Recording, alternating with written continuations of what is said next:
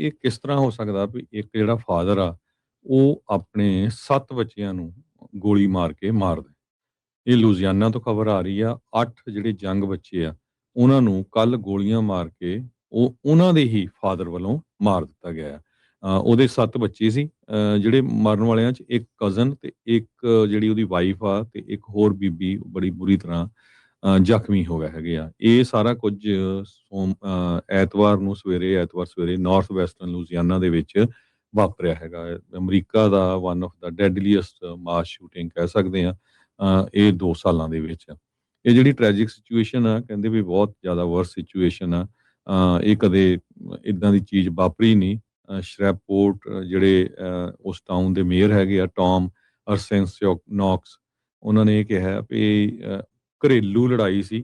ਸੋ ਇਹ ਲੜਾਈ ਕਿੱਥੇ ਚਲੇ ਗਈ, ਹੁਣ ਖੁਦ ਦੇ ਹੀ ਆਪਣੇ ਜਿਹੜੇ 7 ਬੱਚੇ ਆ ਉਹਨਾਂ ਨੂੰ ਤੇ ਇੱਕ ਹੋਰ ਬੱਚੇ ਨੂੰ ਗੋਲੀ ਮਾਰ ਕੇ ਮਾਰ ਦਿੱਤਾ। ਇੱਕ ਬੱਚਾ ਜਿਹੜਾ ਆ ਉਹ ਮਕਾਨ ਤੋਂ ਛੱਤ ਤੋਂ ਜਿਹੜੀ ਛਾਲ ਮਾਰ ਕੇ ਬਚ ਗਿਆ ਤੇ ਪਰ ਉਹਦੇ ਬਹੁਤ ਸੱਟਾਂ ਲੱਗੀਆਂ ਆ। ਤੇ ਬੱਚੇ ਮਰਨ ਵਾਲਿਆਂ 'ਚ 5 ਸਾਲਾਂ ਦਾ, 6 ਦਾ, 7 ਦਾ, 10 ਦਾ, 11 ਸਾਲਾਂ ਦਾ, ਇੱਕ ਹੋਰ 6 ਦਾ ਤੇ 5 ਦਾ। ਇਹ ਜਿਹੜਾ ਘਟਨਾ ਆ 3 ਸਾਲ ਦੇ ਇੱਕ ਬੱਚਾ ਸੀਗਾ ਅਮਰੀਕਾ ਦੇ ਲੁਧਿਆਣਾ ਸ਼ਹਿਰ ਦੇ ਵਿੱਚ ਵਾਪਰੀ ਆ। ਬਹੁਤ ਹੀ ਮੰਦਭਾਗੀ ਜਿਹੜੀ ਘਟਨਾ ਆ ਉਹ ਵਾਪਰੀ ਹੈ। ਦਿਲਾਂ ਨੂੰ ਬਲੁੰਦਰਨ ਵਾਲੀ ਆ ਹਰਜੋਤ ਸਿੰਘ ਜੀ। 31 ਸਾਲਾ ਸ਼ਮਾਰ ਅਲਕਜ਼ ਨੇ ਆਪਣਾ ਸਾਰਾ ਟੱਬਰ ਹੀ ਜਿਹੜਾ ਉਹ ਮਾਰ ਦਿੱਤਾ। 7 ਆਪਣੇ ਬੱਚੇ ਤੇ ਇੱਕ ਕਜ਼ਨ ਤੇ 2 ਜਿਹੜੇ ਆ ਔਰਤਾਂ ਆ ਬੁਰੀ ਤਰ੍ਹਾਂ ਜਿਹੜੀਆਂ ਉਹ ਫੱਟੜ ਨੇ, ਜਿਨ੍ਹਾਂ ਵਿੱਚ ਇਸ ਦੀ ਇੱਕ ਘਰ ਵਾਲੀ ਵੀ ਜਿਹੜੀ ਉਹ ਸ਼ਾਮਲ ਆ।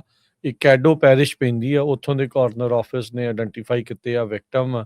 ਜੇਲਾ ਐਲਕਿਨਜ਼ 3 ਸਾਲ, ਸ਼ੇਲਾ ਐਲਕਿਨਜ਼ 5 ਸਾਲ, ਕੇਲਾ ਪੱਗ 6 ਸਾਲ, ਲਾਇਲਾ ਪੱਗ 7 ਸਾਲ, ਮਾਰਕਾਈਡੀਅਨ ਪੱਗ 10 ਸਾਲ, ਸਰਾਇਆ ਸਨੋ 11 ਸਾਲ, ਕਰੀਡੀਅਨ ਸਨੋ 6 ਸਾਲ ਤੇ ਬ੍ਰੇਲਨ ਸਨੋ 5 ਸਾਲ। ਇਹ ਜਿਹੜੀ ਚੀਜ਼ ਆ ਉਹ ਵਾਪਰੀ ਆ। ਤੇ 13 ਸਾਲਾਂ ਦਾ ਬੱਚਾ, ਜਿੱਦਾਂ ਤੁਸੀਂ ਦੱਸਿਆ ਵੀ ਉਹ ਰੂਫ ਤੋਂ ਛਾਲ ਮਾਰ ਕੇ ਛੱਤ ਤੋਂ ਜਿਹੜੀ ਉਹ ਭੱਜਿਆ ਤੇ ਇਸ ਤਰੀਕੇ ਦੇ ਨਾਲ ਹੋਇਆ।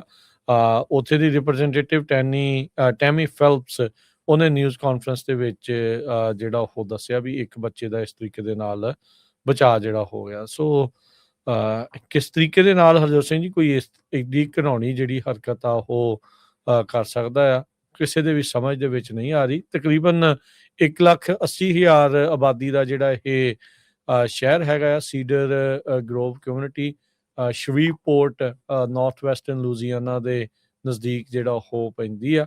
ਹੈਰੀਸਨ ਸਟਰੀਟ ਤੇ ਰਹਿੰਦੇ ਸੀ ਆਪਣੇ ਜਿਹੜੇ ਉਹ ਘਰ ਦੇ ਵਿੱਚ, ਤੇ ਐਲਕਨਸ ਨੇ ਪਹਿਲੋਂ ਕਹਿੰਦੇ ਆਪਣੀ ਘਰ ਵਾਲੀ ਦੇ ਗੋਲੀ ਮਾਰੀ। ਉਸ ਤੋਂ ਬਾਅਦ ਦੇ ਵਿੱਚ ਗਾਂ ਜਿਹੜੇ ਬੱਚੇ ਸੀਗੇ ਤੇ ਹੋਰ ਔਰਤਾਂ ਸੀਗੀਆਂ ਉਹਨਾਂ ਨੂੰ ਜਿਹੜੀਆਂ ਉਹ ਗੋਲੀਆਂ ਦੇ ਨਾਲ ਜਿਹੜਾ ਉਹ ਮਾਰ ਦਿੱਤਾ। ਸੋ 8 ਜਾਣਿਆਂ ਦੀਆਂ ਜਿਹੜੀਆਂ ਇਸ ਘਿਨਾਉਣੇ ਬੰਦੇ ਨੇ ਜਿਹੜੀਆਂ ਉਹ ਜਾਨਾਂ ਲੈ ਲਈਆਂ ਹੈਗੀਆਂ।